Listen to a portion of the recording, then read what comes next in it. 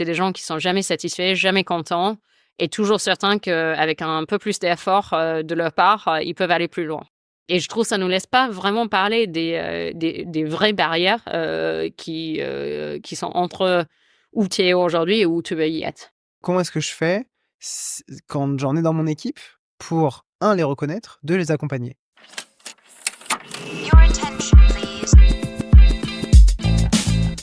Qu'est-ce qui fait un bon développeur? Pas les compétences techniques. Enfin, pas seulement les compétences techniques.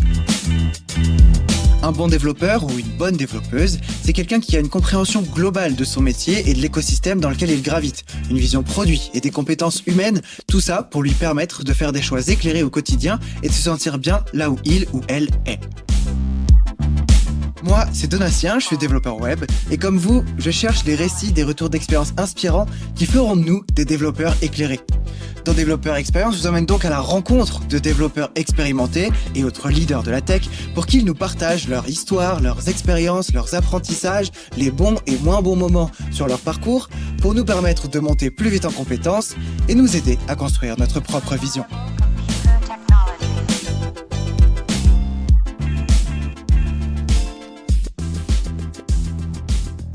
Je sais que tu as un avis assez tranché sur le syndrome de l'imposteur. Est-ce que tu peux nous en parler? Oui, oui. Alors, je déteste le nom parce que je trouve que c'est assez weaponized dans les boîtes. Surtout, ça a été longtemps utilisé comme raison d'expliquer pourquoi des femmes n'avaient pas des rôles plus seniors dans les boîtes. On dit, les femmes, déjà, elles n'aiment pas l'ingénierie, elles ne veulent pas être développeuses et en plus, elles en souffrent de le syndrome de l'imposteur. Donc, en gros, de dire c'est notre faute qu'on n'est pas là. Ce qui ignore beaucoup des choses bien plus systématiques et bien plus intentionnelles, fait exprès pour garder des femmes et tout autre groupe qui est plus en minorité dans la tech en dehors de ces pièces. J'ai une autre expression que je trouve est un peu plus descripteur, qui est ce qui est bon pour le capitalisme et ce qui est très bon pour les startups et pour les boîtes, c'est insecure overachievers. Et donc, pourquoi? Parce que c'est des gens qui sont jamais satisfaits, jamais contents et toujours certains qu'avec un peu plus d'effort de leur part, ils peuvent aller plus loin. Bon, ça, c'est génial pour un startup. C'est trop bien. T'as pas besoin de... Déjà, tu as très peu de couverture management dans les startups, donc tu n'as pas besoin des managers si tu as des gens qui se auto-demandent bien plus d'eux-mêmes. Donc, c'est génial. Alors, l'imposteur syndrome, je trouve, des gens qui devraient en avoir, on n'en a pas assez. Et des gens qui ne devraient absolument pas en avoir, on les avait collé cette étiquette et ça ne sert à rien. Donc, c'est-à-dire? Je vais dire, j'ai été dans beaucoup des meetings assez haut niveau où il y avait clairement des messieurs qui étaient des imposteurs au sens large. Et eux-mêmes n'auraient jamais utilisé le terme et ils auraient jamais dit qu'ils l'avaient, alors qu'ils devraient, vu le niveau de compétence. Ils devraient, et des femmes les plus compétentes, dont on parlait tout à l'heure, que je connais dans ma carrière, qui sont bien plus compétentes que ces hommes en question. On les aura collé cette étiquette à un moment ou autre de la carrière. Elles auraient internalisé ça. Et de facto, elles sont probablement dans des rôles un peu plus bas des carrières que les hommes équivalents. Donc, c'est un outil assez fort qui est utilisé pour garder des gens bien à leur niveau. Donc je l'aime pas. Et surtout, quand quelqu'un te dise t'as l'imposteur syndrome, qu'est-ce que tu peux dire pour le contredire? Et je trouve que ça nous laisse pas vraiment parler des vraies barrières qui sont entre où tu es aujourd'hui et où tu veux y être. C'est hyper simple de dire c'est de ta faute parce que t'as pas assez confiance en toi, c'est pour ça que t'es pas dans l'équipe exec. Bon, c'est peut-être un peu plus compliqué que ça. Ici Donatien, je fais une brève interruption dans votre écoute pour vous communiquer une info importante. Ce que vous écoutez actuellement est un extrait de la conversation complète que j'ai eue avec mon invité. Ici, on parle d'un sujet précis, tandis que dans la version intégrale, on parle aussi du parcours de mon invité, des défis rencontrés au moment clé de sa carrière, des compétences impliquées et surtout des apprentissages avec lesquels vous aussi, vous pouvez repartir. Je sais que vous mourrez d'envie d'en savoir plus, alors retenez la date, l'épisode complet sort la semaine prochaine. Voilà, maintenant vous savez tout, je vous retiens pas plus longtemps, bonne fin d'écoute. Et à la semaine prochaine! Et alors, du coup, c'est quoi la nuance avec le insecure overachiever? Qu'est-ce que ça traduit de différent? Je pense pour moi, imposteur, c'est vraiment quelqu'un qui devrait pas être là, qui mérite pas d'être là, Mhm. qui fait semblant, mais qui devrait pas être là. Mhm. Et syndrome aussi, j'ai l'impression que c'est une maladie et tu peux rien faire. Donc, on a un peu ce qui est. Ouais, les deux ensemble, c'est OK. C'est une sensation que tu mérites pas d'y être, alors que, ouais. C'est rarement ça. Si on en parle avec le public, en tout cas, qui est souvent visé par ça, ils n'ont pas l'impression, qu'ils méritent pas d'être là. Ils sont dans la pièce, ils regardent autour, ils disent, mais en fait, je suis la seule. Donc, soit c'est moi, soit c'est les autres. Et assez souvent, on dit, bah, du coup, c'est moi. Le insecure overachiever, ça, c'est plus le côté niveau de contentement de soi-même. Et du coup, on peut être excellent et toujours va être mieux. Et du coup, ça, insecure overachiever. Et le overachiever, c'est les résultats sont bien meilleurs que le moyen. Alors que imposter syndrome, c'est que tu performes même pas au niveau où on t'attend. Mhm. Et du coup, je pense que c'est ce côté. Et l'insecure overachiever, souvent, on va pas s'en rendre compte chez les autres. On va dire, non, mais elle est excellente. Oui, en fait, le overachiever, c'est ce que tu délivres est déjà très suffisant, mais toi, en fait, tu es insatisfait et tu penses que tu devrais délivrer plus. Exactement. Ok. Alors que déjà, tu fais plus que le moyen d'un vue externe. C'est toi la meilleure. Mais c'est le côté motivation intrinsèque qui est ah non, mais moi, plutôt dans ma carrière, je n'étais pas content quand on me remerciait d'un truc qui était facile pour moi. Alors aujourd'hui, je prends, mais à cette époque, je dis non, mais vraiment, t'es content de ça? Bah, t'as encore rien vu. Et ça, c'est vraiment l'insecure overachiever. On te dit non, mais franchement, bravo, c'est ça. Et tu dis non, mais ça, c'était rien. Tu vas voir, tu vois. Donc c'est plus ça. Ok. Et la partie insecure, justement, parce qu'en fait, je trouve que ce qui est intéressant dans ta terminologie, c'est que syndrome de l'imposteur, effectivement, ça fait très étiquette, alors que dans insecure achiever, il y a une dimension émotionnelle. Oui. Et donc vraiment de comment je me sens. Oui. Du coup, pourquoi le insecure? Je pense que c'est parce que le fait de dire on va jamais, comment on dit ça, je sais pas comment on traduit ça en français, ça doit être très proche, mais to rest on your laurels. Je sais pas si on dit. Ah oui, se reposer sur ses lauriers. Ouais, voilà. Ouais. Donc c'est ça, c'est l'inverse de ça. On va jamais être assez content pour se dire ça suffit. Donc ça, c'est le côté insecurity où on se dit mais au fait, si je fais plus, justement ça va. Peut-être j'ai besoin de faire plus et je vais faire plus et puis ensuite on va jamais être sur ce point où on dit bah au fait tranquille. Et je pense que c'est ça. C'est pourquoi je dis c'est très bien pour le capitalisme et pas excellent pour les gens, c'est du coup on peut jamais voir tout ce qu'on a fait de bien. En fait, on prend jamais le temps de dire. On peut souffler à un moment, c'est excellent. Donc, je dis pas que c'est très bien pour des individus d'être insecure overachiever, mais le terme, en tout cas, on peut se retrouver un peu plus. Oui, tu veux dire que ça auto-entretient un système qui veut qu'on en fasse toujours plus, quoi. Oui. Ok. Et alors, qu'est-ce qu'on fait quand on est un ou une insecure overachiever? Je pense, en gros, il faut, dans le meilleur des cas, et c'est très rare, mais il faut s'entourer de gens qui nous rappellent souvent quand ce qu'on a fait est excellent et est assez, en fait. Et ça, c'est dur dans les startups parce que de toute façon, l'industrie et les mécaniques d'une startup, c'est que on va chasser, déjà, on va lever, donc on va être à perte. On va chasser non plus la rentabilité, en tout cas pas comme premier plan. On va chercher la croissance, quitte à opérer à perte pendant hyper longtemps, parfois, si on est dans des technologies novateurs.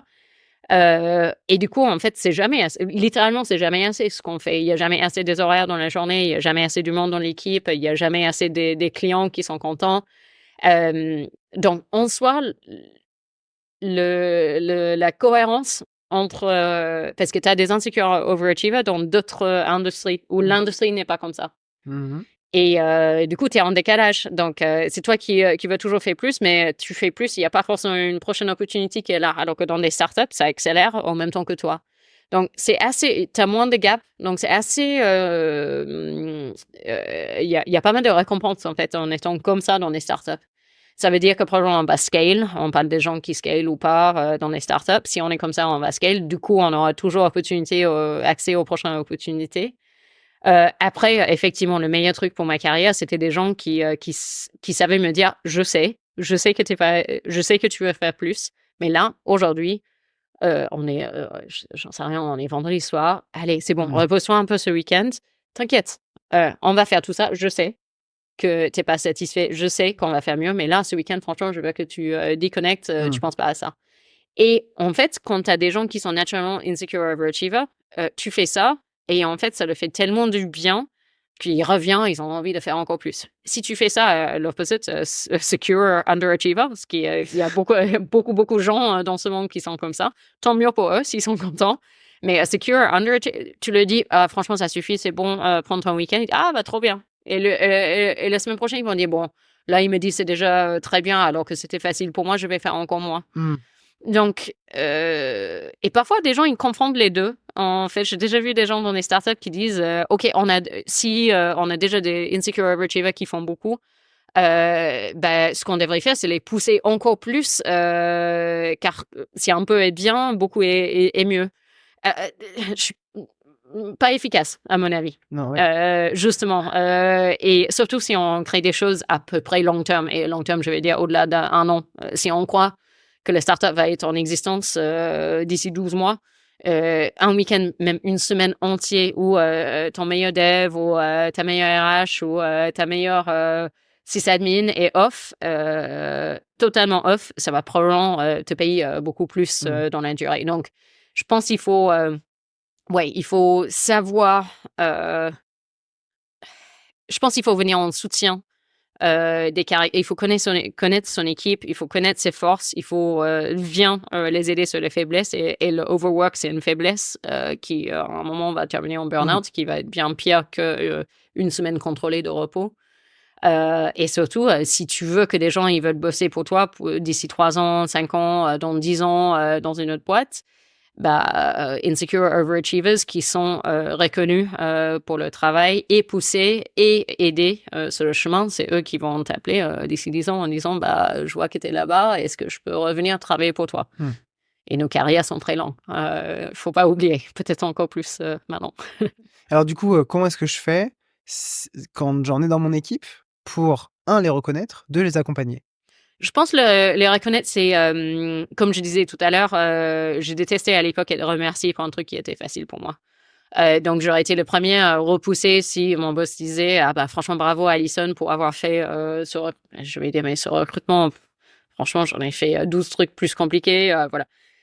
J'ai mis un peu du temps de mon côté, mais aussi mon manager a appris après plusieurs cycles comme ça, à dire, mais en fait, quelles sont les choses qui sont compliquées pour toi où tu as mis beaucoup de temps et du coup, le fait que je remarque ça et je te remercie, ça ira plus loin. Donc, je pense qu'il faut se connaître, il faut savoir, est-ce qu'on aime bien être remercié sur le côté juste tous les deux? Est-ce que dans un all hands, on aimerait bien qu'on dise, et d'ailleurs, bravo à Alison qui a géré ce truc que vous verrez même pas, mais c'était hyper compliqué.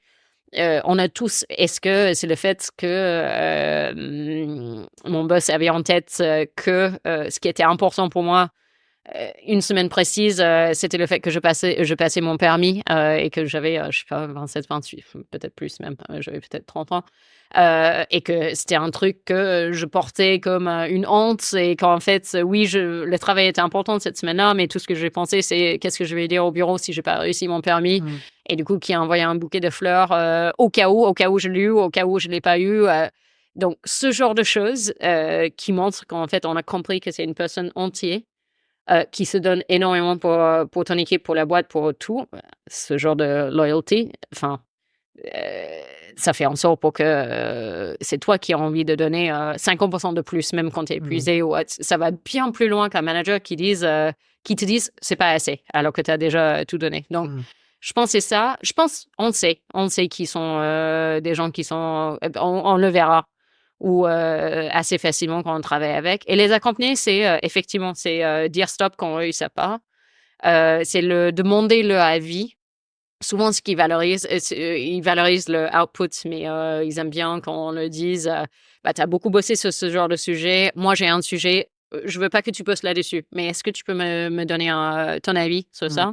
Ça, c'est hyper valorisant, je trouve. Pendant une carrière, des gens plus seniors que moi, bien plus seniors, genre 10-15 ans de carrière plus que moi, qui ont dit « Ah, d'ailleurs, je voulais te demander, j'ai ça comme situation, tu feras quoi à ma place ?»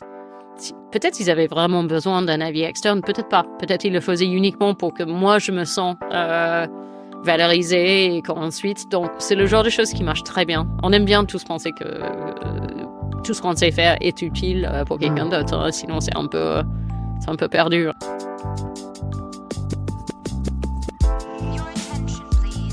Merci encore à mon invité pour cette discussion. J'espère que vous en avez appris au moins autant que moi. Je suis d'ailleurs sûr que certains passages de cette discussion vous ont fait songer à d'autres sujets ou même à d'autres personnes. Alors, partagez-leur cet épisode avec un petit message du genre « Hey, j'ai écouté ce podcast et ça m'a fait penser à toi ». Au-delà d'être une de mes petites techniques de réseautage que je vous partage là, comme ça c'est cadeau, c'est aussi une bonne manière de montrer aux gens que vous pensez toujours à eux. Aussi, partagez publiquement cet épisode sur un channel de veille de votre Discord ou du Slack de votre boîte par exemple, parce que c'est en faisant passer ces bonnes idées qu'on améliorera notre développeur experience à tous. C'était Donatien, je vous dis à très vite pour un prochain épisode. Merci d'avoir écouté. Ciao.